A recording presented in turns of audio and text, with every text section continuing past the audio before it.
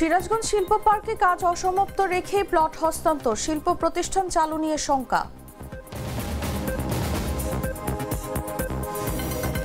হাসিনার বিরুদ্ধে প্লট জালিয়াতির ৩ মামলার ৭ম দিনে সাক্ষ্য গ্রহণ আজ। হানিফ সহ ৪ জনের বিচার শুরু, গ্রেফতারি পরোয়ানা জারি।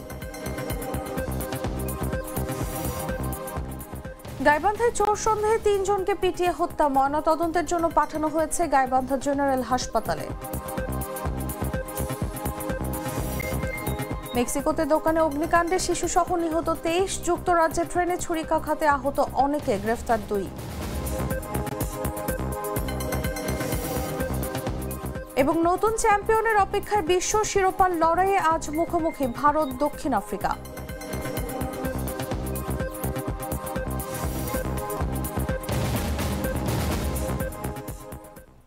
শুনছিলেন সংবাদ শিরোনাম। দর্শক, আমন্ত্রণ দুপুর ১টা নিউজে, সাথে আছি আমি তাসলিমা তিথি।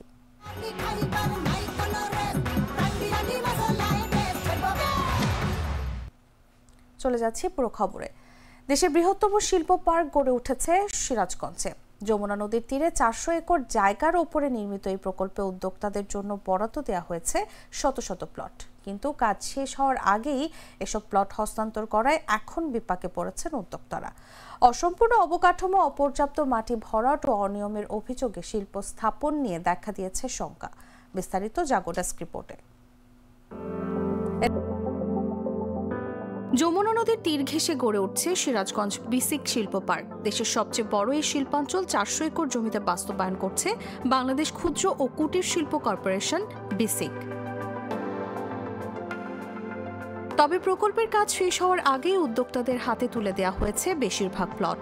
ফলে মাটি ভরাট না হওয়া, ড্রেনেজ ও রাস্তার কাজ অসম্পূর্ণ থাকায় বাধাগ্রস্ত হচ্ছে শিল্প স্থাপন।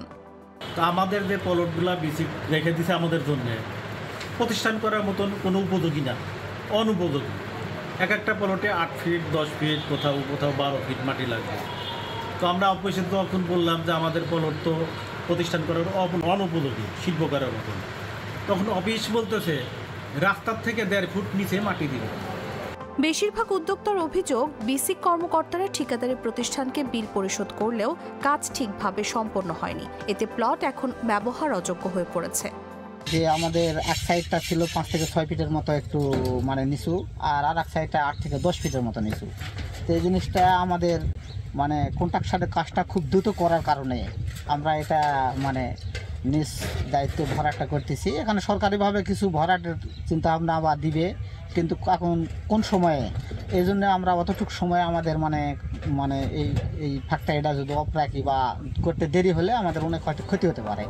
শিল্প পার্ক মালিক সমিতি বলছে, ঠিকাদারি প্রতিষ্ঠান ওয়েস্টার্ন ইঞ্জিনিয়ারিং চুক্তি অনুযায়ী মাটি ভরাটের কাজ শেষ করেনি।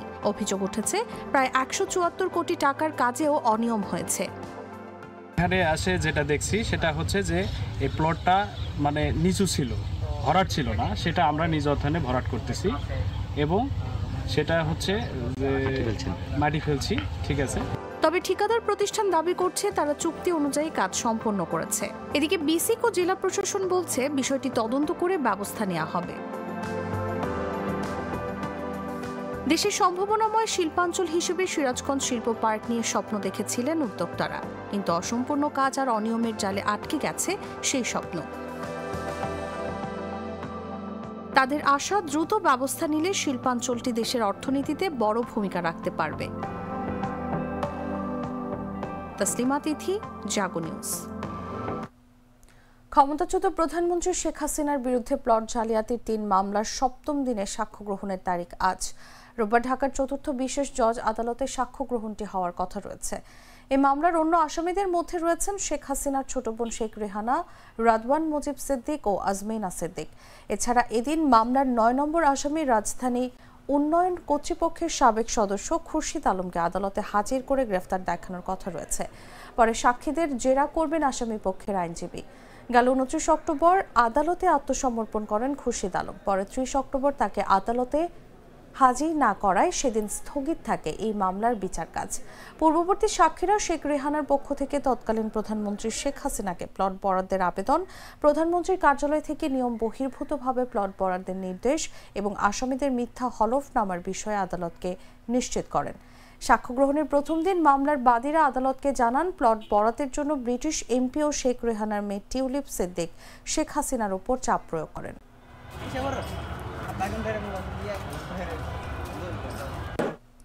জুলাই আগস্টের গণ অভ্যুত্থানে কুষ্টিয়ায় সংঘটিত মানবতা বিরোধী অপরাধের মামলায় আওয়ামী লীগের যুগ্ম সাধারণ সম্পাদক মাহবুবুল আলম হানিফ সহ 4 জনের বিচার শুরু হয়েছে। পলাতক থাকায় তাদের বিরুদ্ধে গ্রেফতারি পরোয়ানা জারি করেছেন ট্রাইব্যুনাল। রোববার আন্তর্জাতিক অপরাধ ট্রাইব্যুনাল 2 এর চেয়ারম্যান বিচারপতি নজরুল ইসলাম চৌধুরীর নেতৃত্বাধীন 3 সদস্যের বিচারিক প্যানেল এ আদেশ দেন। হানিফ ছাড়াও মামলার অপর আসামিদের মধ্যে রয়েছেন কুষ্টিয়া জেলা পরিষদের চেয়ারম্যান ও জেলা আওয়ামী লীগের সভাপতি সদর উদ্দিন খান, সাধারণ সম্পাদক আসগর আলী এবং সদর উপজেলা চেয়ারম্যান আতাউর রহমান আতা।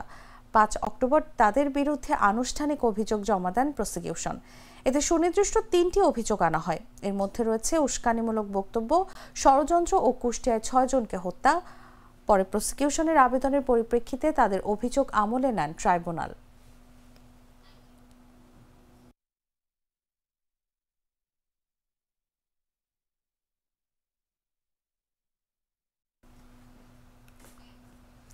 আগামী 24 ঘন্টায় ঢাকা সহ দেশের 3 বিভাগে ভারী বৃষ্টির আভাস দিয়েছে আবহাওয়া অধিদপ্তর। এ সময় দেশের কোথাও কোথাও অতি ভারী বৃষ্টি হতে পারে।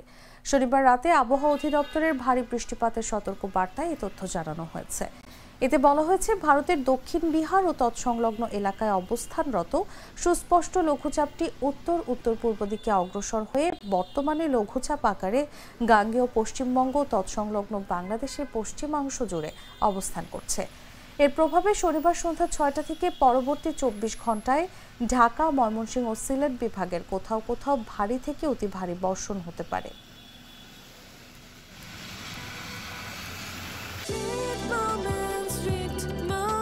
Treat chocolate, treat moment, sweet moment. গাইবান্ধার গোবিন্দগঞ্জে গরু চোর সন্দেহে 3 ব্যক্তিকে পিটিয়ে হত্যার অভিযোগ উঠেছে। রোববার ভোরে উপজেলার কাটাবাড়ি ইউনিয়নের নাসিরাবাদ গ্রামে এ ঘটনা ঘটে। নিহতদের পরিচয় জানা যায়নি। গোবিন্দগঞ্জ থানার ভারপ্রাপ্ত কর্মকর্তা বুলবুল ইসলাম বলেন, শনিবার দিনগত রাত 3টার দিকে নাসিরাবাদ গ্রামের আব্দুস সালামের গোয়াল ঘর থেকে 3টি গরু চুরি করে নিয়ে যাচ্ছিলেন তারা। বিষয়টি টের পেয়ে এলাকাবাসী তাদের ধাওয়া করে। প্রাণ বাঁচাতে তারা গ্রামের একটি পুকুরে লাফ দেয়। সেখান থেকে তুলে গ্রামবাসী তাদের পিটুনি দিলে ঘটনাস্থলে 2 জন মারা যান। তিনি বলেন, খবর পেয়ে ভোর 4:30টার দিকে পুলিশ ঘটনাস্থল থেকে 2 জনের মরদেহ উদ্ধার করে। অপরজনকে গুরুতর আহত অবস্থায় গোবিন্দগঞ্জ উপজেলা স্বাস্থ্য কমপ্লেক্সে পাঠায়। সেখানে চিকিৎসাধীন অবস্থায় সকালে তার মৃত্যু হয়। ওসি বলেন, 3 জনের মরদেহ ময়না তদন্তের জন্য গাইবান্ধা জেনারেল হাসপাতালে পাঠানো হয়েছে।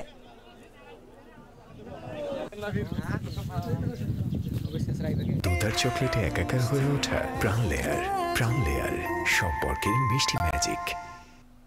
জানাবো আন্তর্জাতিক সংবাদ।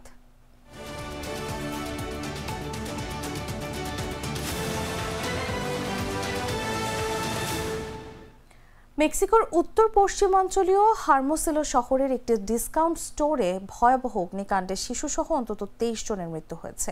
অগ্নিকাণ্ডে আহত হয়েছেন আরও বেশ কয়েকজন। শনিবার শহরের কেন্দ্রস্থলে দুর্ঘটনা ঘটে। ডে অফ দ্য ডেড উৎসবের ছুটির সপ্তাহান্তে এমন মর্মান্তিক দুর্ঘটনায় শোকাহত দেশটি।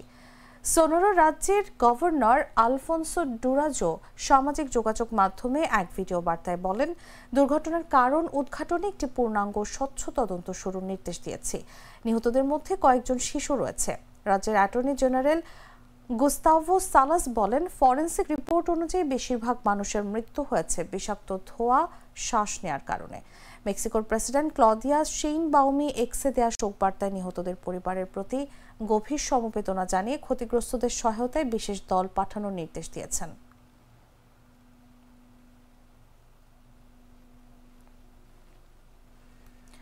যুক্তরাজ্যের ক্যামব্রিজশায়ারের কাছে একটি ট্রেনে ভয়াবহ ছুরিকাঘাতের ঘটনায় অন্তত 10 জন আহত হয়ে হাসপাতালে ভর্তি হয়েছেন। পুলিশ জানিয়েছে, এই ঘটনায় 2 সন্দেহভাজন ব্যক্তিকে গ্রেফতার করা হয়েছে। রোববার ভোরে প্রকাশিত এক বিবৃতিতে ব্রিটিশ ট্রান্সপোর্ট পুলিশ জানায়, আহতদের মধ্যে অন্তত 9 জনের অবস্থা আশঙ্কাজনক। ঘটনাটিকে তারা বড় ধরনের নিরাপত্তা ঘটনা হিসেবে ঘোষণা করেছে এবং জানিয়েছে যে সন্ত্রাস বিরোধী পুলিশও তদন্তে সহায়তা করছে। পুলিশের বিবৃতি অনুযায়ী শনিবার স্থানীয় সময় সন্ধ্যার দিকে তারা খবর পায় যে একটি ট্রেনে একাধিক যাত্রীকে ছুরিকাঘাত করা হয়েছে। সশস্ত্র পুলিশ দ্রুত ঘটনাস্থলে পৌঁছে ট্রেনটি হান্টিংটনে থামায় এবং 2 জন পুরুষকে গ্রেফতার করে। East of England ambulance service জানিয়েছে, হান্টিংটন রেল স্টেশনে বৃহৎ পরিসরে উদ্ধার অভিযান চালানো হয়, যেখানে 3টি এয়ার অ্যাম্বুলেন্স সহ একাধিক জরুরি চিকিৎসা দল অংশ নেয়।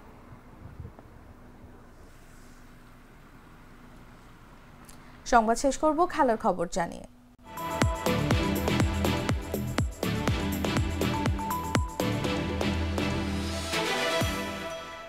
আইসিসি নারী বিশ্বকাপ ক্রিকেটের শিরোপা নির্ধারণী মেগা ফাইনালে আজ দক্ষিণ আফ্রিকার বিপক্ষে মাঠে নামছে ভারত। রোববার মুম্বাইয়ের ডিওয়াই পাটেল স্টেডিয়ামে ম্যাচটি শুরু হবে বাংলাদেশ সময় বিকেল 3:30টায়। সেমিফাইনালে অস্ট্রেলিয়ার বিপক্ষে রোমাঞ্চকর জয় তুলে নিয়ে ফাইনালে পা রেখেছে স্বাগতিকরা, যেখানে আগে থেকেই তাদের জন্য অপেক্ষা করছিল দক্ষিণ আফ্রিকা। ওয়ানডে ক্রিকেটে ভারত ও প্রোটিয়ারা এখন পর্যন্ত 34 বার মুখোমুখি হয়েছে। ভারতের 20 জয়ের বিপরীতে দক্ষিণ আফ্রিকা জিতেছে 13টি ম্যাচ। দুই দলের সবশেষ 5 দেখায়ও একক আধিপত্য ভারত নারী দলের। 5 ম্যাচের মধ্যে 4টি জিতেছে তারা, তবে সবশেষ ম্যাচ জয়ের দেখা পেয়েছে দক্ষিণ আফ্রিকা। চলতি বিশ্বকাপে ভারতকে 3 উইকেটে হারিয়েছিল প্রোটিয়ারা। এই আসরের পারফরমেন্সে আবার কিছুটা এগিয়ে দক্ষিণ আফ্রিকা। গ্রুপ পর্বের 7 ম্যাচের মধ্যে 5টিতেই জিতেছিল দলটি। অন্যদিকে 3 ম্যাচে জয় পেয়েছে ভারত। এর আগে 2 বার ফাইনাল খেলেছে হারমানের দল। 2005 সালে অস্ট্রেলিয়ার কাছে তারা হেরেছিল প্রথমবার, দ্বিতীয়বার 2017 সালে হারে ইংল্যান্ডের কাছে। অন্যদিকে এবারই প্রথম বিশ্বকাপের ফাইনালে জায়গা করে নিয়েছে দক্ষিণ আফ্রিকা।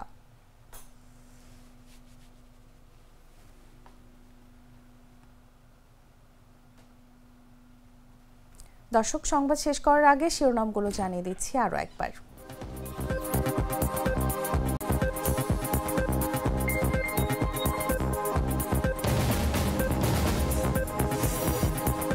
সিরাজগঞ্জে শিল্প পার্কে কাজ অসমাপ্ত রেখে প্লট হস্তান্তর, শিল্প প্রতিষ্ঠান চালু নিয়ে শঙ্কা।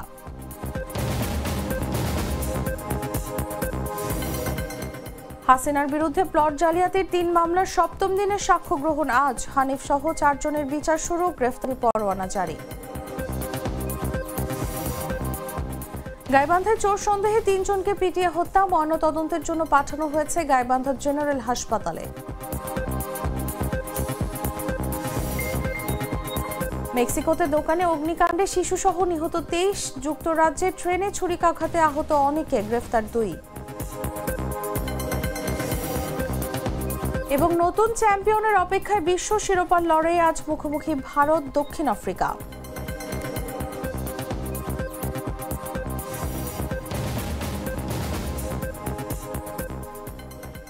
দর্শক, এই ছিল এখনকার মতো। এরপর দেখবেন দুপুর 3টার নিউজ। প্রতি মুহূর্তে সর্বশেষ খবর জানতে ভিজিট করুন jagonews24.com। ফলো করুন আমাদের ভেরিফাইড ফেসবুক পেজ এবং সাবস্ক্রাইব করুন জাগো নিউজের ইউটিউব চ্যানেল। ধন্যবাদ সবাইকে।